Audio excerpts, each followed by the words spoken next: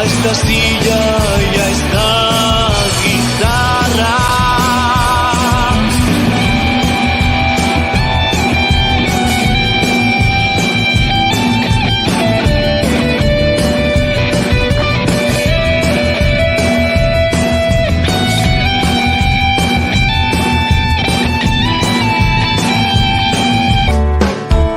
No hay nada que me guste más que sus besos.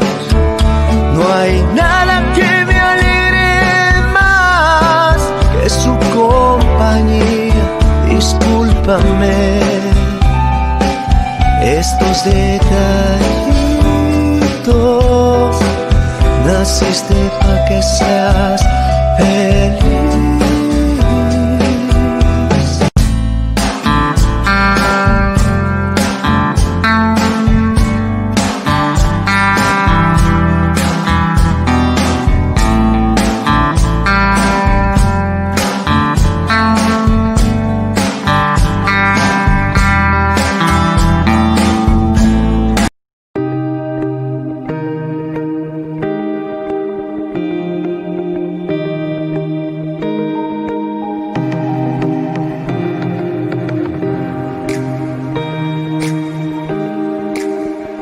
Buenas tardes con todos, es un gusto compartir una vez más.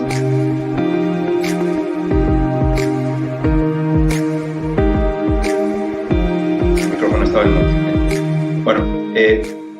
Buenas tardes con todos, es un gusto compartir.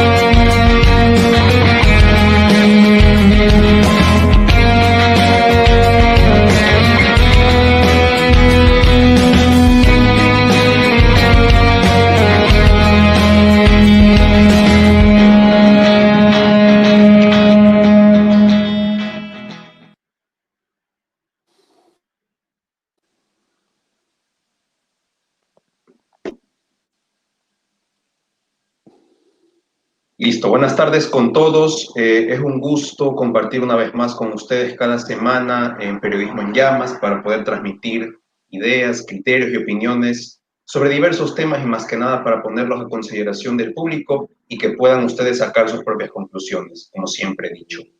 En esta ocasión tenemos un nuevo invitado muy especial.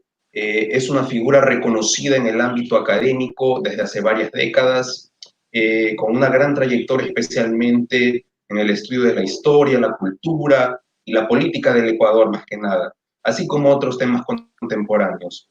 Sin más preámbulos, es para mí un grato honor darle la bienvenida al doctor Juan Pacimiño, quien tiene la gentileza de acompañarnos el día de hoy. Doctor, ¿cómo le va? Es un gusto saludarlo. Muchas gracias por la entrevista y esta es la primera vez en efecto que participo con ustedes, así es que será muy grato colaborar en cualquier otra oportunidad y también debo agradecer a quienes nos están escuchando y viendo por esta oportunidad de hacer una conversación sobre los diversos temas de interés para Periodismo en Llamas, así es que muchas gracias por tu entrevista.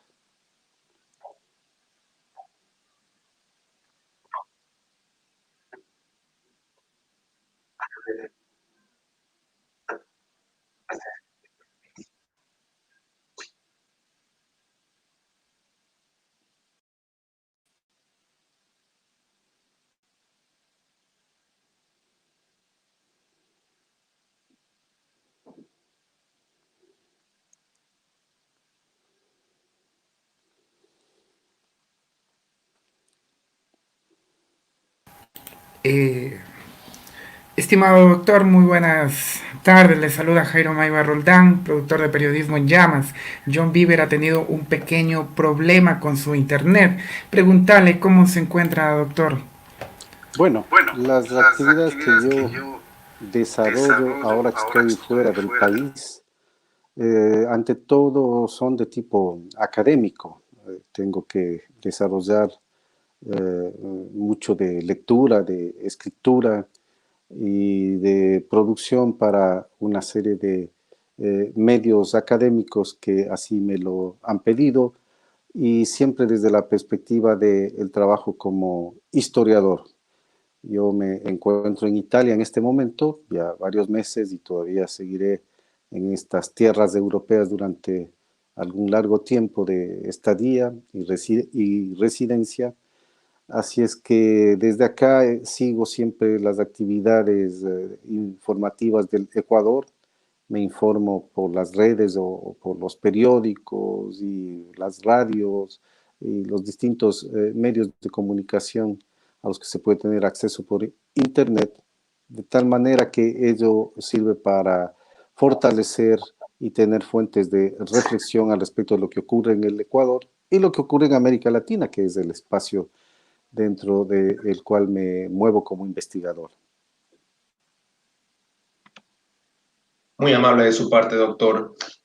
Precisamente el tema que nos reúne el día de hoy tiene que ver precisamente con la historia de los modelos económicos implementados en el Ecuador, en la cual me gustaría ir abordando con usted en el transcurso de este espacio, ir por periodos para comprender, analizar y conocer más que nada el porqué de estos acontecimientos. Y quisiera iniciar con un breve diagnóstico para poner en contexto a la ciudadanía sobre este tema y al final transmitirle la interrogante para poder iniciar este diálogo entre usted y yo. Si bien es cierto, durante el siglo XIX, el Estado ecuatoriano se encontraba en una situación bastante difícil, compleja, a pesar de que tuvo varios liderazgos fuertes como Juan José Flores, Vicente Rocafuerte, Gabriel García Moreno, entre otros, y bien entrado el siglo XX, hubo una serie de procesos históricos que cambiaron para siempre la conducción del Estado ecuatoriano y que ha sido un camino tortuoso hasta nuestros días. Y, por ejemplo, tuvimos la Revolución Liberal de 1895, encabezada por Eloy Alfaro. Tuvimos la implementación del Estado laico, que era una de sus principales propuestas, que era parte de su proyecto político. Luego pasamos al Estado plutocrático de 1912 a 1925, con Leonidas Plaza, entre otros gobernantes de esa misma línea.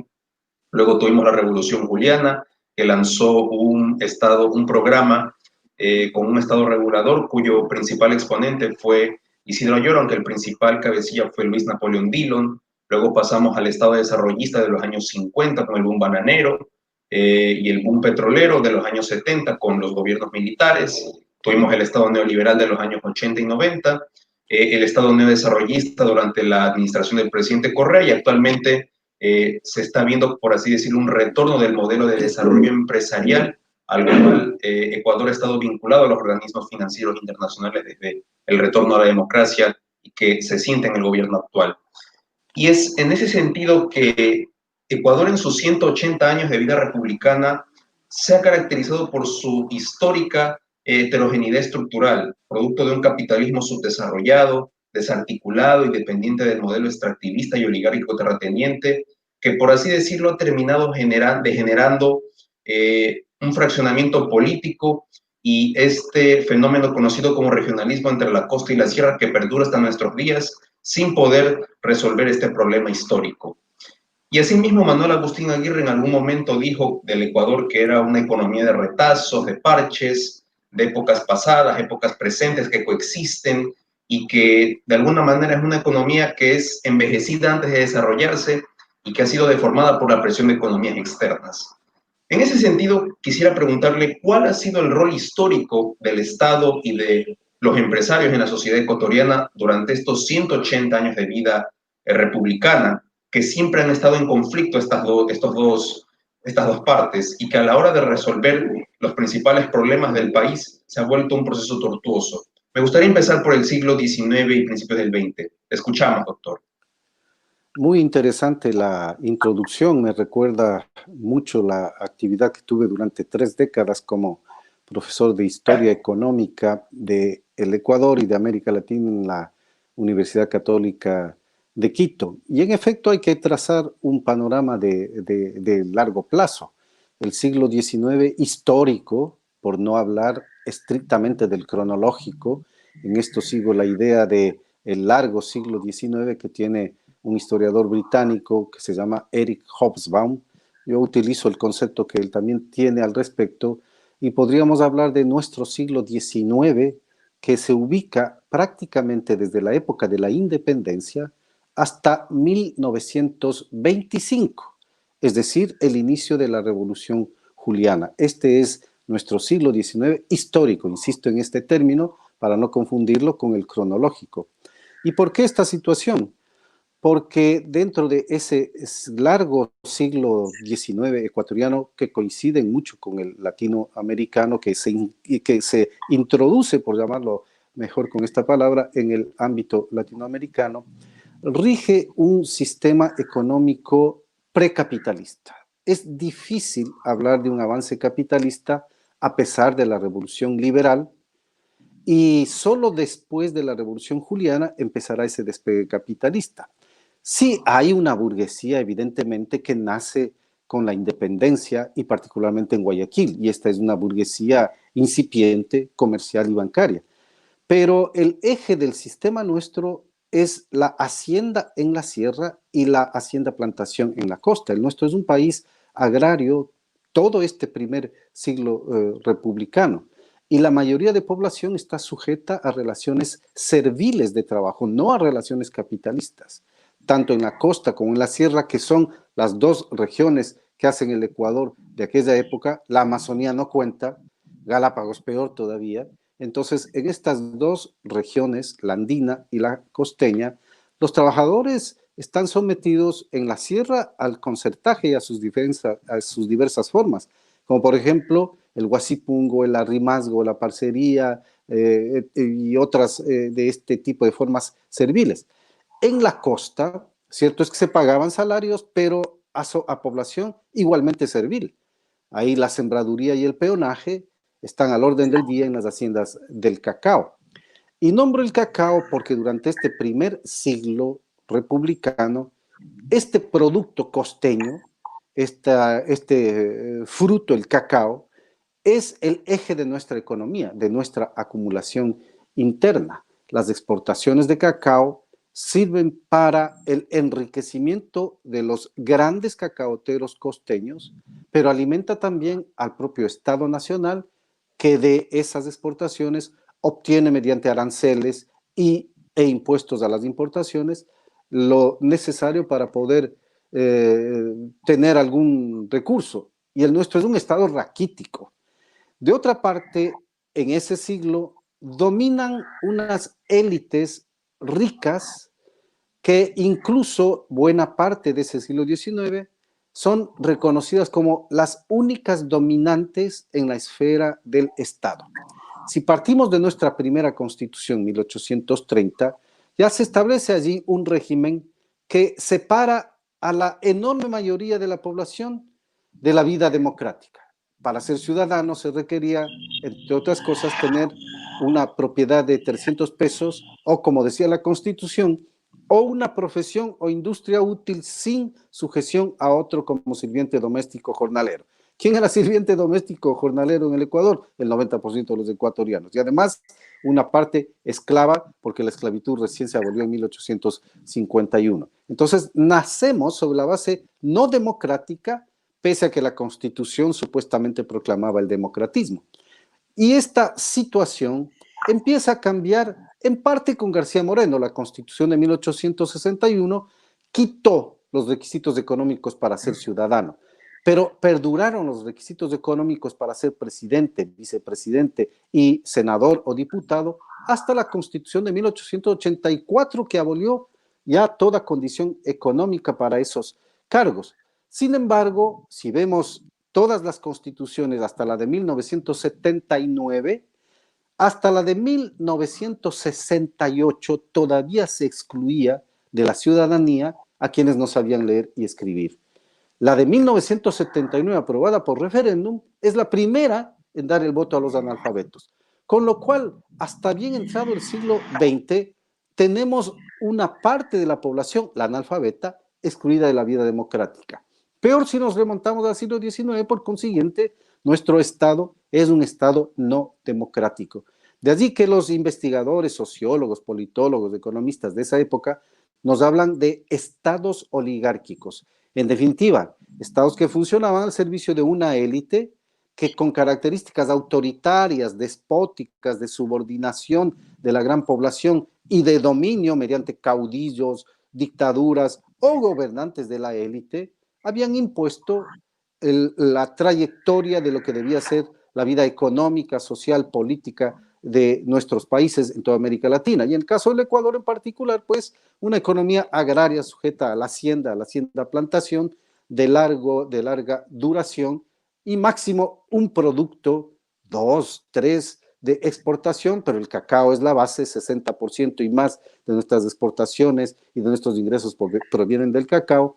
Entonces, esta situación conformaba un verdadero Ecuador atrasado. Y digo hasta 1925. Ahora, ¿qué pasa con la Revolución Liberal? Permíteme tomar algo de agua.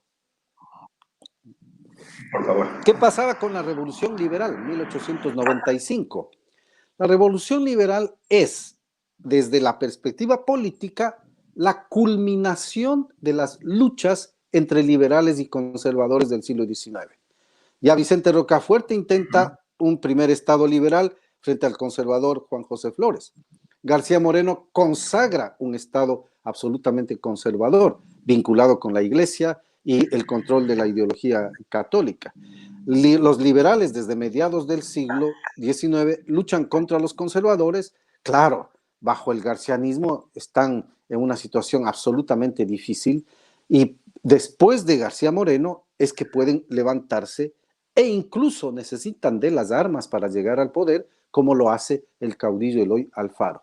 Pero el liberalismo lo que sí hace entonces es conquistar un Estado laico para el Ecuador, la primera legislación civilista del país, civil mejor del país, matrimonio, registro civil, divorcio, separar iglesia y Estado, etcétera, y promover las exportaciones de cacao, porque bajo el liberalismo, desde la época del propio Eloy Alfaro, el cacao entra en un proceso acelerado de crecimiento y expansión. Entonces, el liberalismo conserva algunas formas del viejo Estado oligárquico porque no logra superar el dominio de la élite liberal, pero como además estamos en una época de liberalismo radical, entonces se intenta hacer alguna transformación social tratando pues de convertir a los indígenas, por ejemplo, en trabajadores asalariados. No lo logró el liberalismo, pero sí logró la transformación del Estado y ese fue un paso importantísimo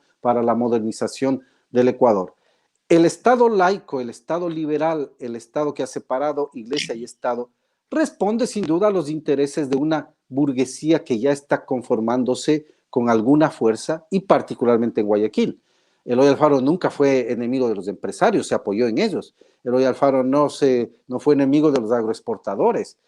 Sí tenía su inclinación muy clara para superar el sistema feudal, como decían los liberales, existente en la sierra. Pero en definitiva, Eloy Alfaro es un promotor capitalista con sentido social, porque le viene este sentido social de su posición radical. No es el liberal químicamente puro, es un liberal con una conciencia social muy especial. Esto se ve en Argentina, por ejemplo, de la división entre liberales y radicales. Si es que habría continuado el liberalismo de Eloy Alfaro, habríamos quizás tenido un partido radical en el Ecuador y un partido liberal, solo que el liberalismo alfarista unificó a todas esas fuerzas. Y había dicho que hasta 1925, entonces el primer siglo republicano es este siglo atrasado, oligárquico, incluso porque desde 1916 hasta 1925 ya se instaura un pleno Estado oligárquico nacional al servicio de los banqueros y de la poderosa banca privada, particularmente de Guayaquil. porque los bancos a la época son los prestamistas de dinero, no solo a los particulares, a la misma burguesía emergente, también al Estado, y son los emisores de dinero. El Banco del Pichincha, 1906, el Banco de la SUAY, 1913, y dos bancos anteriores, el Banco del Ecuador, 1880 y tanto me parece que es, y el Banco Comercial y Agrícola, 1895, son los bancos que dominan la vida nacional entre 1916 y 1925. Entonces, todo eso tenía que cambiar. Y por ello viene la Revolución Juliana de 1925, que sienta las bases ya para construir el siglo XX. Así es que hasta aquí dejemos de la primera parte, que es el siglo XIX histórico del país. Doctor, precisamente en ese sentido hay un tema muy interesante que cuando yo leí este proceso histórico de la Revolución Liberal y luego tenemos el Estado plutocrático, ¿por qué de alguna manera Eloy Alfaro perdió esa influencia que tenía en 1911, que le permitió llegar al poder y de alguna manera se fragmentó este liberalismo entre los radicales y entre los plutocráticos, que como bien sabemos, después vino Leonidas Plaza en 1912, Alfredo Baquerizo Moreno en el 16, José Luis Tamayo y con Gonzalo Córdoba? Entonces, ¿cómo explicar este fraccionamiento del liberalismo como tal, que dio paso, como usted bien lo acaba de acotar, a la Revolución Juliana de 1925, que como bien sabemos trajo una serie de avances sociales como la misión Kemmerer, la Contraloría General del Estado, la Superintendencia de Bancos, la creación del Banco Central, y que de alguna manera se empezó a tomar este sentido de que los bancos tenían que ser fiscalizados y que tengan una ley que viene incluso con las recomendaciones que da esta misión internacional como tal, para que podamos establecer este tipo de políticas enfocadas. Entonces, ¿cómo entender esto? Eloy Alfaro y la Revolución Liberal son el eje de la primera gran transformación del Ecuador a fines del siglo XIX histórico, y es algo así como un punto de inflexión para iniciar el siglo XX. También hay esa situación. Pero al mismo tiempo, el liberalismo que ya existía antes de Alfaro, de hecho, el Partido Liberal, el presidente, el director del Partido Liberal era un guayaquileño, Pedro Carbo, y el director del Partido Radical era Eloy Alfaro, pero con la revolución alfarista, claro, el liberalismo fue absorbido en una sola corriente y se llamó Partido Liberal o Partido Liberal Radical. La muerte de Alfaro es la que mata, corta la posibilidad del desarrollo del radicalismo, porque no solamente muere Alfaro, mueren sus principales lugartenientes y son perseguidos los liberales radicales. Son perseguidos. Varios de ellos tienen que huir. Algunos se esconden en las haciendas. Otros tienen que salir del país. Bueno, en fin, el liberalismo radical pierde entonces su presencia y se instaura este liberalismo moderado, este liberalismo plutocrático, este liberalismo oligárquico que desde 1912 domina la esfera política nacional hasta 1925 y que en ese mismo periodo dominan la economía del país. Los bancos privados son literalmente los dueños del país. Son los bancos privados los que han sujetado el Estado como un eslabón a su servicio. Son los grandes comerciantes de Guayaquil. En Quito apenas el Banco del Pichincha y unos pocos comerciantes, pero sobre todo Guayaquil tiene el peso. Son los gran cacao guayaquileños, es decir, los grandes exportadores vinculados a la ciudad eje, que es además el único puerto que tiene el Ecuador para ingreso y salida de mercaderías. Entonces, bueno, todo ello ha afirmado un tipo de liberalismo que ya dejó atrás cualquier sentido de transformación social y se convierte en el primer gran modelo. Esto es interesante percibirlo. El modelo plutocrático de la época es, por así llamarlo, el primer gran modelo de libertad empresarial del Ecuador. Claro, hubo un proceso de gran acumulación, gran riqueza, pero concentrada en el vértice de una pirámide, mientras del resto de la población, ni el Estado tampoco, se beneficiaban de este enorme crecimiento a costa de la explotación social y del uso del sistema financiero como mecanismo de acumulación y de reparto entre las distintas fracciones de la élite dominante del Ecuador. Esto es lo que ocurre. Entonces, cuando viene la Revolución Juliana, 1925, también en el mundo ya hay una serie de cambios. De hecho, la Primera Guerra Mundial, 1914-1918, es de un impacto brutal, por llamarlo de esta manera, en la vida del mundo entero. Millones de personas muriendo en Europa, pobreza nunca antes vista, semejante armamento nunca antes visto, etcétera. Y en medio de esa Primera Guerra Mundial, la Revolución Rusa de 1917, que implanta el primer país socialista en el mundo, que brinda una alternativa de construcción al capitalismo. Entonces, la Revolución Rusa tiene un impacto mundial increíble, porque permite observar que hay otro camino, y ya no solo el de construcción empresarial basado en la libre empresa, sino otro camino de construcción sobre la base de que el Estado actúe. Y en parte esas ideas, ese modelo, más las ideas que empiezan a circular en el Ecuador de los primeros socialistas, del socialismo utópico, algo del marxismo, entonces radicalizan a élites intelectuales, a élites políticas, que en 1925 apoyarán la Revolución Juliana y que son las que en 1926 crean el Partido Socialista y en 1931 el Partido Comunista. Ha nacido la izquierda en el Ecuador, la izquierda política. Porque antes de la Revolución Juliana solo había dos partidos, conservador y liberal, prácticamente. El progresista fue solamente de una época muy, muy corta. Entonces ha nacido el sector de izquierda y este sector ya empieza a hablar de los trabajadores, de los indígenas, de los campesinos. Desde 1925 iniciamos, pasemos a este otro siglo, el siglo XX histórico del Ecuador, que llega hasta el año 2007. Ya vamos a ver por qué, pero llega hasta el año 2000-2007, este siglo XX histórico del Ecuador. Entonces, ¿qué se produce aquí? Aquí hay un giro. Hay que terminar con la economía oligárquica. Hay que terminar y superar la dominación oligárquica tradicional. Entonces, la Revolución Juliana comienza a sentar las bases para esta nueva transformación. De hecho, cuando viene la misión Kemmerer, y con ella se funda el Banco Central, la Contraloría, la Superintendencia de Bancas, más lo que hace Isidro Ayora como gobernante, siguiendo la línea del primer presidente de la primera Junta Juliana, que es Luis Napoleón Dillon, siguiendo esa misma línea, Isidro Ayora hace un enorme esfuerzo, el primero en la vida nacional, después de Alfaro y sus logros, pero este es el primero de carácter nacional, para crear direcciones de salud, introducir el servicio médico nacional y concebir este servicio como un servicio del Estado para la población, no en términos asistenciales, sino en términos de atender el derecho a la salud de la población. Entonces ha cambiado el panorama.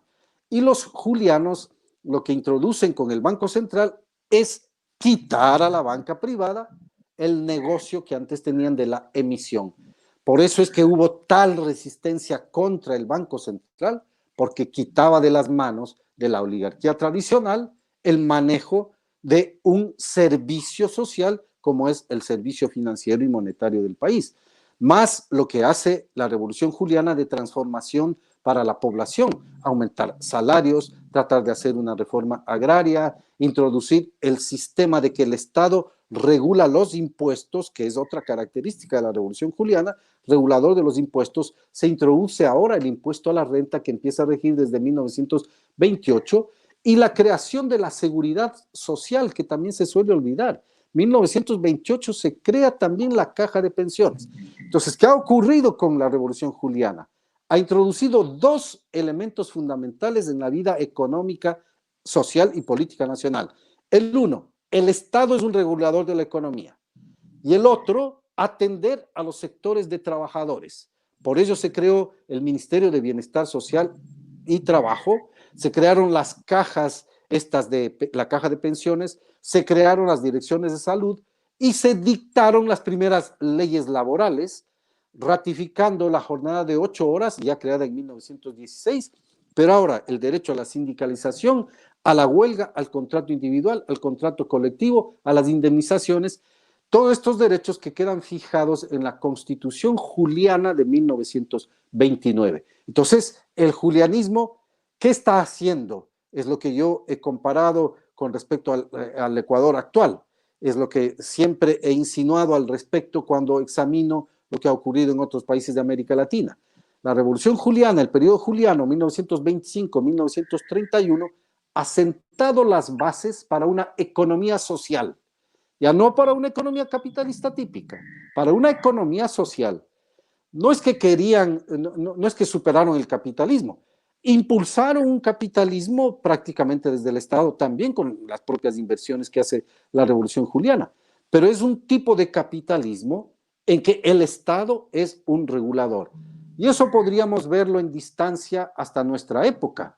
La pugna entre un Estado social versus un Estado netamente empresarial y privado sigue desde la Revolución Juliana hasta nuestros días. Es increíble. Ya llevamos un siglo entero, en definitiva, en esta disputa entre construir una economía de tipo social o construir una economía de tipo capitalista abierto. A ratos, dijéramos, en olas, hemos venido construyendo una economía social. Después de los julianos, hay un periodo de 17 años de inestabilidad política y gubernamental en el Ecuador. Totalmente. 31 al 48. ¿Por qué? Porque la crisis económica del cacao, sin restitución de un producto que aliente nuestras exportaciones, colocó en crisis la economía nacional y su institucionalidad tan precaria. Algo hizo en la Revolución Juliana desde el Estado para mantener al menos los equilibrios sociales. Pero desde 1931, fuera los julianos, la disputa entre las élites por manejar el Estado en una situación de economía crítica, con movilización social existente que presiona para que se atienda a la sociedad, entonces provocó que en esos 17 años tengamos 20 gobiernos. Es increíble, 17 años, 20 gobiernos. Y realmente comienza a superarse esta situación con el gobierno de Galo Plaza, 1948-1952, que recobra en parte, no muy a fondo, recobra en parte el papel del Estado en la economía para fomentar la economía bananera. La economía bananera no es solo obra de inversionistas privados. A veces se nos pinta como que el banano creció casi por el ambiente de empresarios privados. No, no, no. Aquí, si no creaba el Banco Nacional de Fomento, que crea Galo Plaza, para dar dinero a estos empresarios que fomentaban el banano, si no se trae a la United Fruit Company, que viene también para producir banano aquí en el Ecuador, y si no se manejaba cierta política pública para conducir la economía como hace Galo Plaza, entonces, bueno, ahí sí habríamos tenido un tipo de modelo absolutamente privado y empresarial. Pero el modelo de Galo Plaza es algo así como híbrido, pero logró mantener la economía prácticamente en la década de los 50 y los 60, a tal punto que Velasco Ibarra, la tercera presidencia, 52, 56, es la única que termina.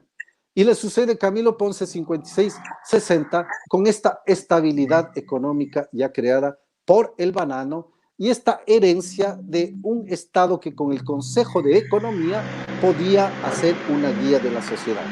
Claro, la década de los 60 es una década de transformación, vamos entrando a la década de los 60, es una década de transformación por otras líneas. Entonces, hasta aquí, ya buena parte del siglo XX también, al menos la hemos repasado. Sí, doctor, precisamente. Es interesante este periodo de la historia, el que va del 48 al 60, donde tuvimos el boom bananero, hubo un periodo sucedieron 3 gobiernos constitucionales, algo que no se veía en la crisis que usted mencionó del 31 al 48, donde se sucedieron un mandatario por año prácticamente. Entonces, eso imposibilitó la gobernabilidad y que se siga una política de Estado a largo plazo. Y en ese sentido, se puede comprender con este periodo interesante de la historia los liderazgos fuertes, siguiendo un mismo modelo, con esta transmisión del poder de forma... ¿Es vital para determinar la gobernabilidad de un país? ¿Cuál es su opinión al respecto para poder entrar al boom petrolero? En el siglo XIX, bueno, en toda América Latina, La vida republicana está llena de caudillos, personalismos, figuras importantes que manejan el Estado, el gobierno, etcétera. ¿Por qué? En mucho porque nuestro sistema es presidencial y por consiguiente se destaca la figura del presidente por sobre lo que sea vicepresidente, legisladores y las otras instituciones del Estado. Nos ocurre lo mismo que en los Estados Unidos. Al haber nosotros adoptado un sistema presidencial, entonces la figura del presidente es una figura clave. Pero se une sobre todo nuestra situación estructural.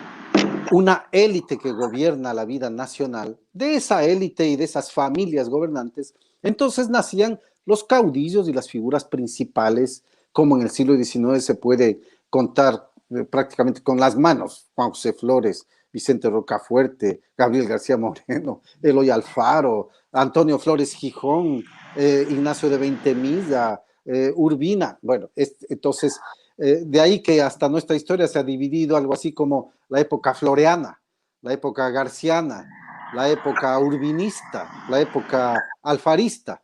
Entonces, claro, por estos personalismos.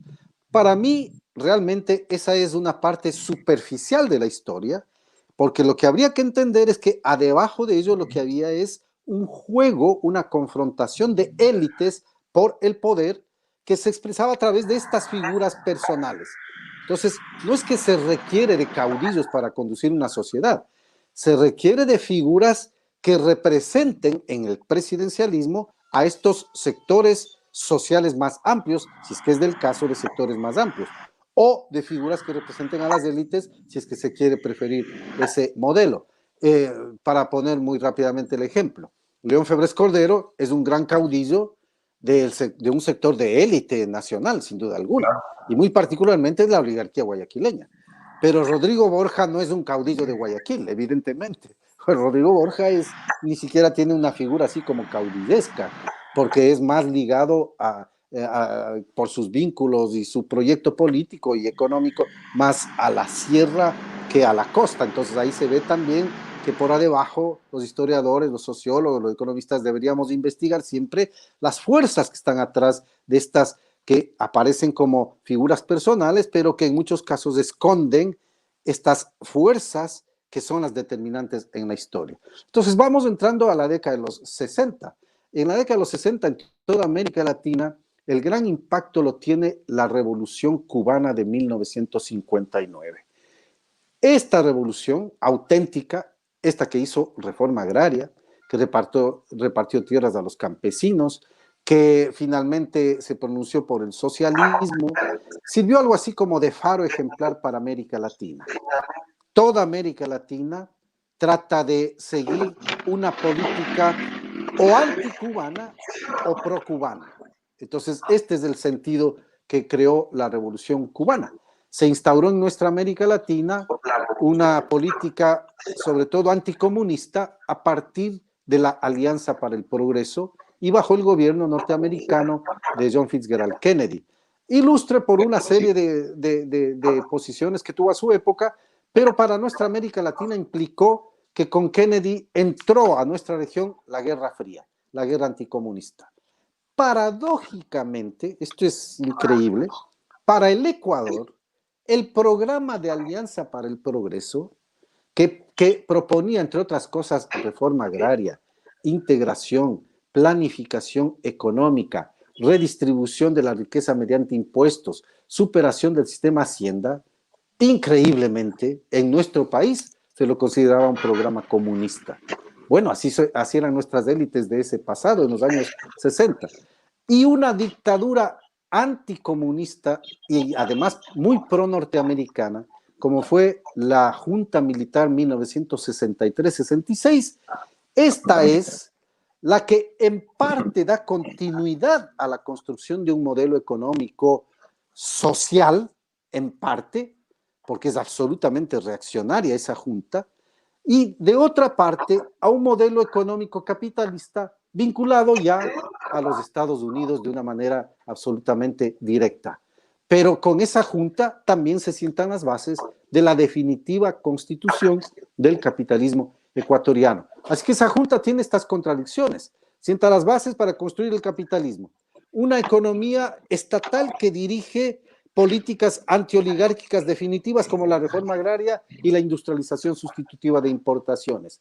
Una política integracionista, la ALALC, porque a esa nos vinculamos primero, y una política nacional de acabar ya con el régimen agrario de la vieja hacienda para una redistribución de la riqueza, renovando los impuestos. Entonces, la Junta Militar fue muy resistida por las élites económicas del Ecuador, pese a que había sido promovida por los Estados Unidos e incluso de acuerdo con un libro que existe de un ex agente de la CIA que se llama Philip Allí, esa junta incluso fue puesta por la CIA en el Ecuador, de acuerdo con sus actividades. Pero, viéndolo a la distancia de la Revolución Juliana a la Junta Militar, también esta junta ha sentado algunas bases muy profundas para que el Estado sea un gran regulador de la economía. Y esto es lo que no soportan las élites que creen que el Estado no tiene que hacer nada y que el Estado no debe intervenir en la economía. Una economía privada basta. Pero bueno, ya tuvimos la época plutocrática, tuvimos la época de crisis del 31 al 48, en mucho la del 48 al 60 también, y se demostró que el país no avanzó con ello. Y por ello se ha demostrado más bien que cuando actúa en el Estado en el Ecuador es cuando mejor nos hemos desarrollado, como en la época de la Revolución Juliana o los años 60 con el desarrollismo que había implantado la Junta Militar. Y así llegamos a los 70, donde un nuevo producto, el petróleo, en efecto, desde el año 1972, va a marcar el desarrollo económico del Ecuador. Podemos entrar también entonces a esta nueva década. Sí, doctor, efectivamente, y vemos que en los años 70 Ecuador experimentó el famoso boom petrolero con la llegada de los gobiernos de Guillermo Rodríguez Lara y el Consejo Supremo de Gobierno encabezado por Alfredo Poveda Burbano, Guillermo Durán Arcentales y Luis Leoro Franco, donde vemos que el país experimentó un crecimiento económico productivo, tuvimos este modelo industrializador. Rodríguez Lara lo catalogó como un gobierno nacionalista y revolucionario que aseguró el manejo estatal de los ingresos del petróleo para que esté destinado a la inversión nacional, generación de ahorro interno, lo cual posibilitó que crezca la clase media en aquella época, mayor infraestructura en obras públicas, la provisión de servicios básicos y el fomento de la empresa privada nacional como tal. ¿Cómo entender este periodo que ha marcado hasta nuestros días y ha derivado que como país exportador de petróleo seamos una economía muy dependiente de solamente materias primas, sin buscar alternativas y que no hayamos podido implementar un modelo que priorice efectivamente la inversión nacional y la generación de ahorro interno? En 1972, los militares dieron un golpe de Estado contra la dictadura de José María Velasco Ibarra, porque Velasco Ibarra fue electo en el 68, pero en el 70 se proclama dictador y en el 72, entonces, un golpe militar quita la dictadura de Velasco Ibarra. Estos militares, a diferencia de la Junta del año 63-66, venían ya con una filosofía y plan de acción, con un plan de desarrollo, y se identificaron como nacionalistas y revolucionarios. En mucho se inspiraron en el gobierno socialista peruano del general Juan Velasco Alvarado. Y había una corriente reformista militar que evidentemente llegó a los militares. Yo he destacado mucho a esa dictadura del general Guillermo Rodríguez Lara porque fue muy progresista. A diferencia de la Junta Militar del 63, que fue bastante, sí, procapitalista, cierto es, oligárquica también y muy proimperialista, la de Rodríguez Lara fue todo lo contrario, fue muy antioligárquica, con posiciones antiimperialistas, pero muy promotora a su vez del capitalismo. Dio continuidad al desarrollismo que había implantado la Junta Militar del 63-66 y ahora con el petróleo tiene entonces el Estado la mayor cantidad de dinero como para hacer obra pública. El Ecuador en la década de los 70, gracias a la dictadura de Rodríguez Lara, gracias al petróleo y a cierta continuidad que dio el Consejo Supremo de Gobierno desde el 76 al 79, porque abandonó la política nacionalista de Rodríguez Lara, pero bueno, en todo caso la década de los 70, que dio continuidad al desarrollismo de los 60, transformó al Ecuador.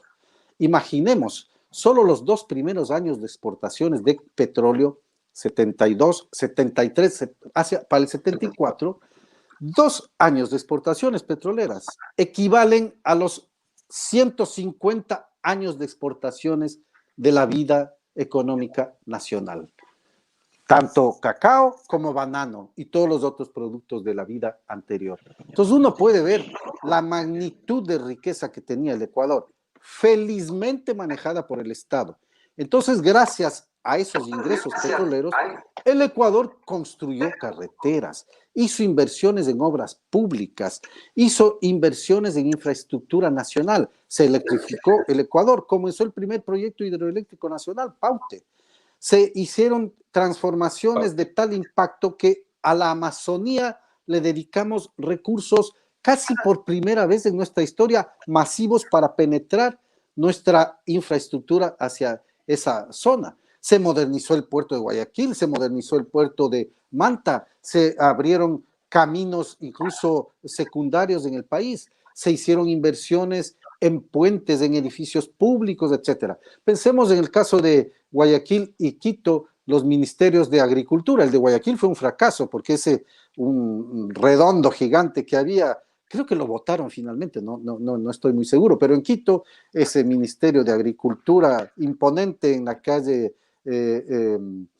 Amazonas y Eloy Alfaro, y los militares construyeron sus grandes complejos militares, sin duda se beneficiaron del petróleo, pues compraron armas, compraron submarinos, compraron aviones Kafir que despegaban verticalmente. Entonces, claro, sí, cierto es que aprovecharon también de esa riqueza, pero la riqueza del petróleo transformó al Ecuador y logró algo, separar al Estado de los intereses privados que antes financiaban el Estado, porque finalmente el Estado dependió de los ingresos de exportaciones de banano, de cacao, de tagua, de cualquier otro recurso, aceite de palma, etcétera. Y ahora el Estado, por primera vez manejando el petróleo, el Estado tenía recursos suficientes como para no depender del sector privado. Y más bien el Estado fue el gran fomentador del avance capitalista del Ecuador. Si en los años 60 apareció ya un empresariado nacional, industrial, en los años 70 las industrias crecieron como nunca antes. El comercio se aceleró. En Guayaquil, en Quito, en Cuenca aparecieron, sobre todo en Guayaquil y en Quito, los primeros grandes centros comerciales.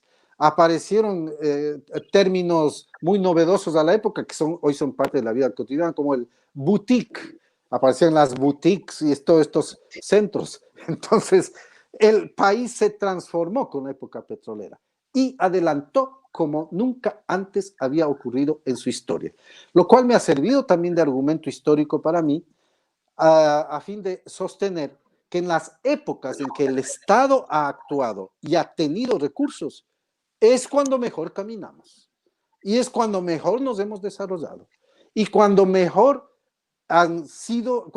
se ha dado mejoras a las condiciones sociales. Y uno puede seguir ese ritmo a través de los distintos índices sociales en los 60 y los 70. En los 70 el analfabetismo se logró abatir y bastante. Mejoraron las condiciones de vida y de trabajo en la sociedad. Claro, incluso los salarios, porque había dinero, sí se podría decir esto, había dinero. Después cuando en los 80 y los 90 ya viene la crisis, entonces la situación cambia. Pero no solo por eso, sino porque en los 80 y los 90 se monta el modelo empresarial que ha sido una desgracia para el Ecuador. Pero en todo caso, hasta aquí, entonces hemos completado el panorama también de los 70 y podemos utilizar el resto de minutos para los 80 y los 2000 que son tan interesantes. Totalmente, doctor, y precisamente ahí quiero entrar. Ya con termina ya la época de los 70, la dictadura militar, pasamos a este periodo que hasta el sol de hoy lo vivimos, que es el periodo de retorno a la democracia.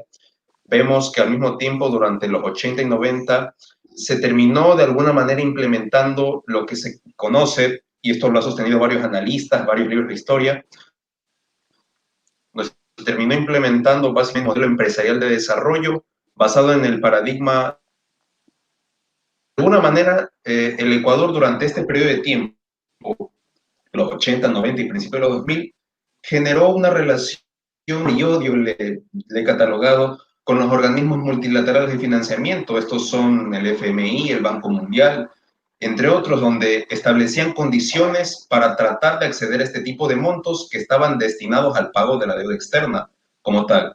Y entre esos sugerencias, que en realidad son condicionamientos, estaban, por ejemplo, la eliminación de subsidios, la reducción del tamaño del Estado, recortes presupuestarios a la inversión pública, liberalización de precios, un montón de cosas. Y tuvimos las presidencias de Juan Hurtado, las de León Flores Cordero, Rodrigo Borja, Sixto Durán Ballén, que fue más allá, implementando varias medidas, y muchos lo consideran quizás el gobierno más neoliberal que se recuerda del periodo de retorno a la democracia, donde tenía precisamente al vicepresidente Alberto Ají con una mentalidad súper arraigada al monetarismo de Milton Friedman, entre otros exponentes. Y luego tuvimos los 10 años de inestabilidad política con la elección de Bucarán hasta el gobierno de Alfredo Palacio.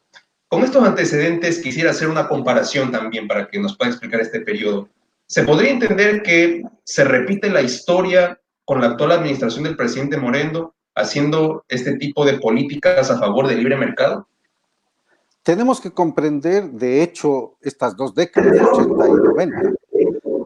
Cuando nosotros pasamos a la época constitucional, 1979, con Jaime Roldós y la vigencia de la Constitución que se había aprobado en referéndum en 1978, la Constitución y el gobierno de Jaime Roldós, estamos en una época progresista. Jaime Roldós ha recibido como herencia el desarrollismo. No es una época que cuestione el Estado interventor.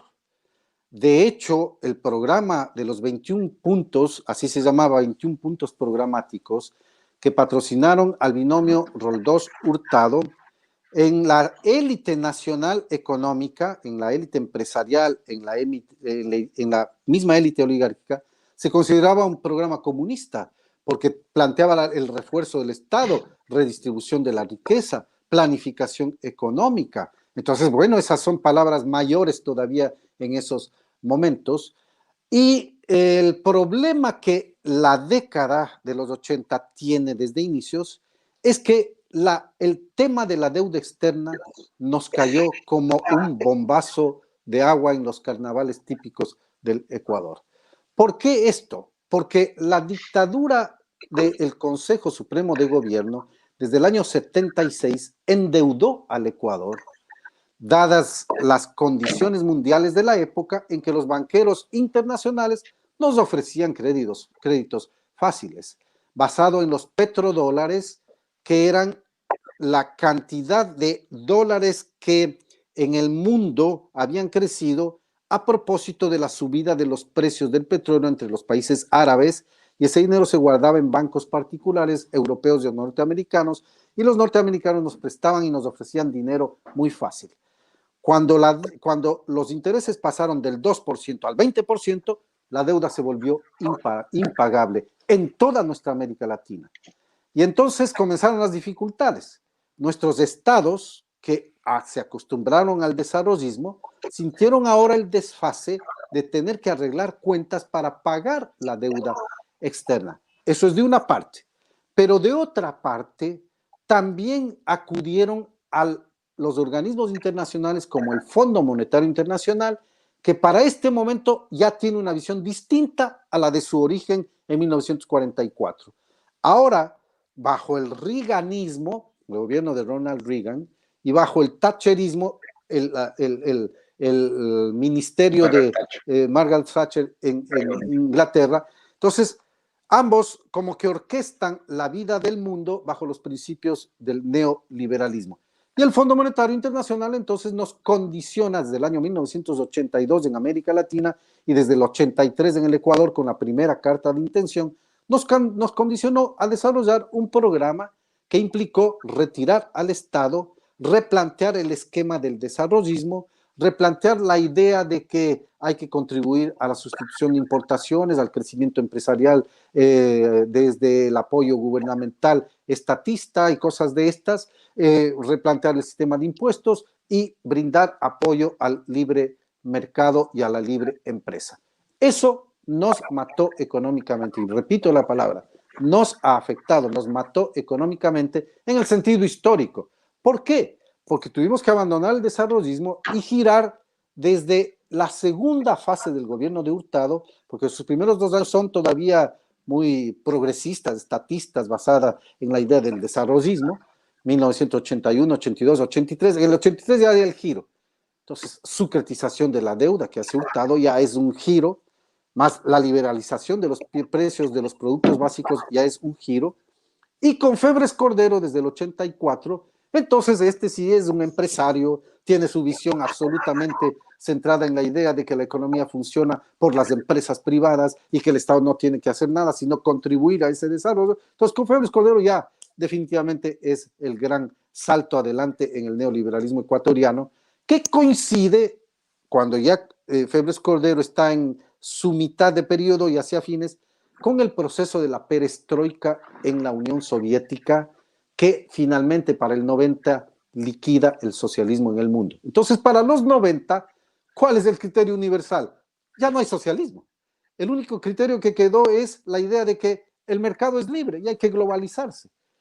Por eso, desde el 90, todos los gobiernos que se suceden en el Ecuador son neoliberales en lo económico, por más que cambie la corriente. En las 41 años de democracia que tenemos en el Ecuador, desde 1979 hasta 1996, son 17 años, tuvimos 5 gobiernos, uno por sucesión por causa de muerte.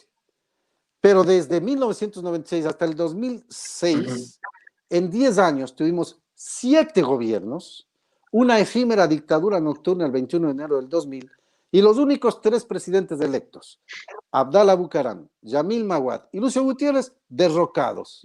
Entonces, es una crisis gubernamental que acompañó al fortalecimiento neoliberal del Ecuador, que para el momento entonces está construyendo no solo al estilo de lo que planteaba el consenso de Washington y el neoliberalismo, sino al estilo muy ecuatoriano. Por eso es que yo he denominado y he calificado a este modelo de los años 80 y 90 como un modelo empresarial, porque ni siquiera se llegó a inspirar totalmente en el neoliberalismo, sino que adquirió los rasgos oligárquicos correspondientes a nuestra élite burguesa del Ecuador. Nuestros empresariados no son el dichado de virtudes que pueden tener los empresarios norteamericanos, europeos, ágiles para el desarrollo, inventores, grandes promotores de la investigación, del cambio hacia la monopolización de la economía. No, no, no.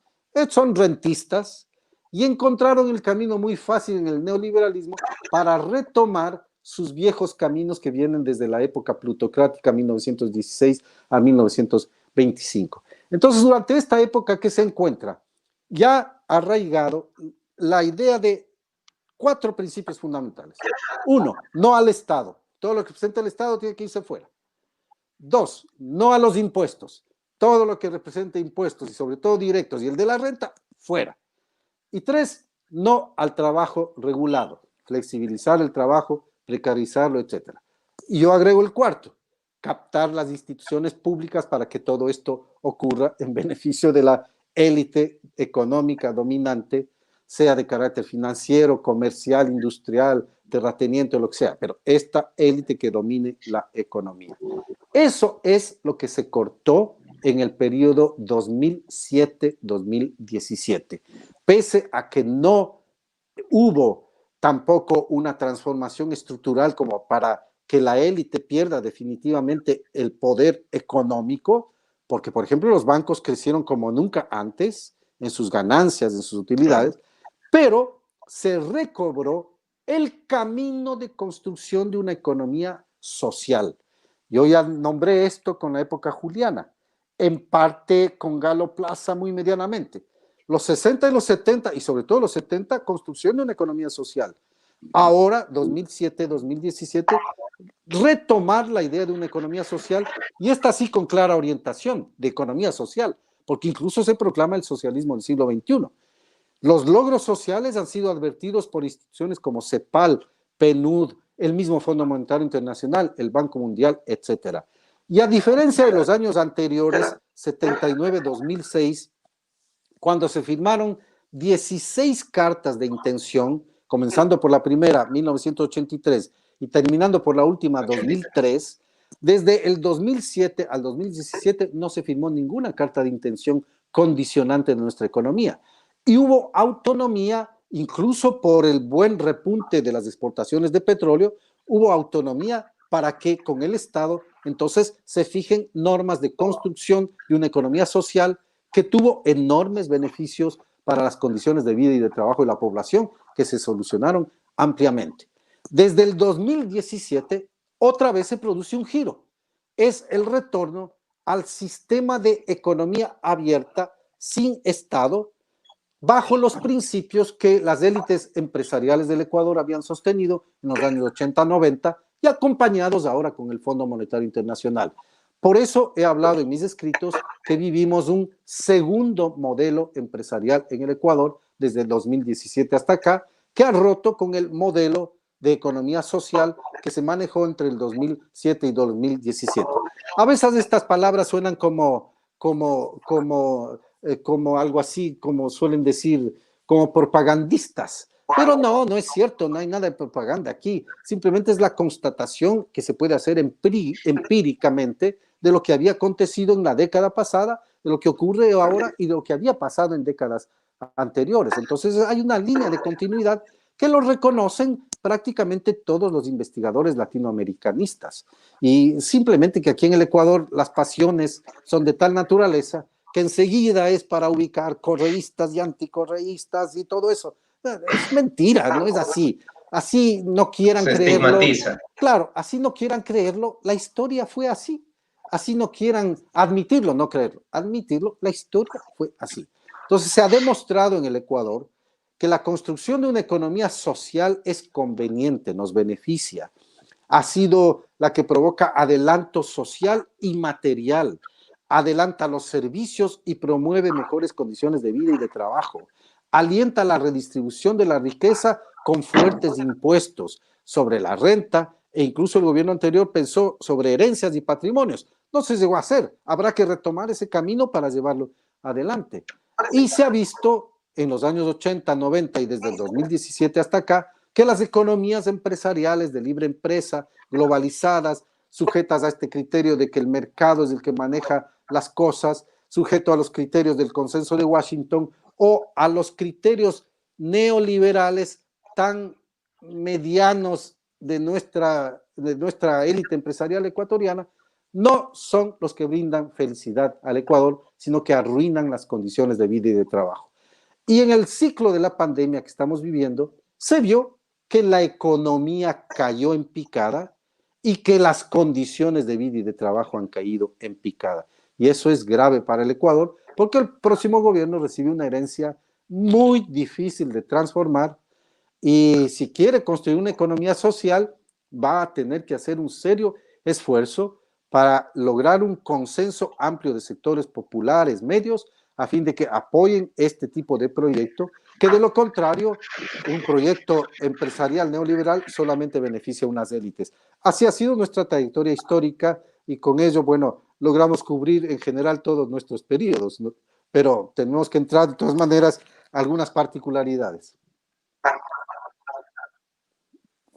Sí, doctor, precisamente, y le agradezco mucho por hacer este análisis como tal y compartir especialmente en este espacio este diálogo para poner a consideración de la gente sobre nuestra historia como tal, porque si bien es cierto, como ustedes decían antes, la gente a veces habla de sus pasiones y no ve más allá, como decía una frase, solo ve por un lado el cristal del ojo y no hay el panorama completo como tal. Y es precisamente que, como decía una frase, quien no conoce su historia está condenado a repetirla. Y es precisamente importante recordar, estudiar y conocer precisamente estos orígenes que forman parte de nosotros mismos como sociedad y que debemos aprender de ellos para no cometer los mismos errores en el pasado. Doctor, quisiera comprometerle para invitarle en otra ocasión aquí en Periodismo en Llamas. Quiero que sepa que siempre será bienvenido y le agradezco por compartir con nosotros este espacio. Me gustaría que usted le dijera algún mensaje final a la ciudadanía para ya finalizar esta maravillosa tertulia. Gracias. Se ha visto en toda nuestra América Latina que la construcción de economías sociales requiere apoyo de los trabajadores, de los sectores populares, de los sectores medios, sin duda alguna. Requiere transformación de mentalidades de las élites que no están dispuestas a ello y que requiere de una fuerte acción del Estado, redistribución de la riqueza, fortalecimiento de derechos sociales, laborales, ambientales, a los que no están normalmente dispuestas nuestras élites. Y este criterio no es solamente de académicos aislados, de un historiador como Juan Pazimiño, no se trata de eso. Son criterios que, por ejemplo, los ha planteado la CEPAL en todos sus últimos libros y trabajos. Si es que uno se acerca a la Comisión Económica para América Latina, va a ver que insiste mucho para nuestra América Latina, para solucionar los problemas, construir economías sociales, que no significan construir el comunismo como a veces se piensa, no. Construir economías sociales. ¿Son capitalistas? Sí, cierto es, son capitalistas, pero tienen una dosis de expresión para beneficiar a la población. Acá en Europa, donde yo me hallo, si bien Europa ha sido golpeada también por principios neoliberales, pero hay algunas cuestiones que no se abandonan. Por ejemplo, la participación del Estado en infraestructura, en orientación, en regulación de la economía. No se ha abandonado la seguridad social para todos, seguridad social universal, que nuestra Constitución del 2008 proclama y que no se ha hecho un solo paso para construirla en términos universales. Más bien se la trata de destruir ahora, porque hay planteamientos ya de destruir la seguridad social para volverla privada, sin tomar las experiencias de Chile o Argentina, que ya eso está más que superado. Entonces, políticas sociales son específicas y estas vienen de los estados y las élites van a tener que entender históricamente que es necesario que su poder económico sea afectado para lograr transformaciones sociales, redistribución de la riqueza y mejorar las condiciones de vida de toda la población, porque si no las circunstancias se vuelven explosivas para esas mismas élites. Así es que con esto lo que debemos apuntalar es los ecuatorianos a fortalecer un tipo de economía social con una nueva institucionalidad que también permita hacer este tipo de cambios, porque si vamos a continuar con un modelo empresarial de libre mercado y bajo las condiciones de que el empresariado hace la felicidad, eso históricamente se ha demostrado que no es así. Y así es que te agradezco mucho por la entrevista, esperamos pues en otra oportunidad colaborar con otras ideas y hemos dejado planteado al menos este criterio de la controversia entre una economía abierta y una economía social. Me he inclinado yo por la economía social, por la experiencia histórica que América Latina y el Ecuador ha demostrado. Muchas gracias. Gracias a usted, doctor, y les agradezco también a la gente que nos escucha y recordarles que ustedes tienen la última palabra y ustedes sacan sus propias conclusiones. Que Dios los bendiga y que pasen bien y nos vemos en la próxima. Chao. A esta silla y a esta guitarra.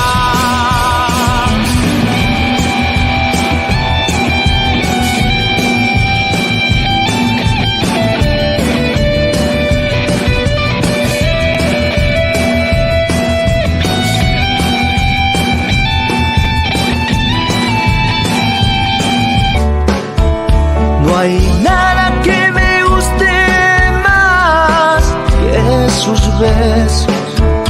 No hay nada que me alegre más que su compañía. Discúlpame estos detallitos. Naciste pa' que seas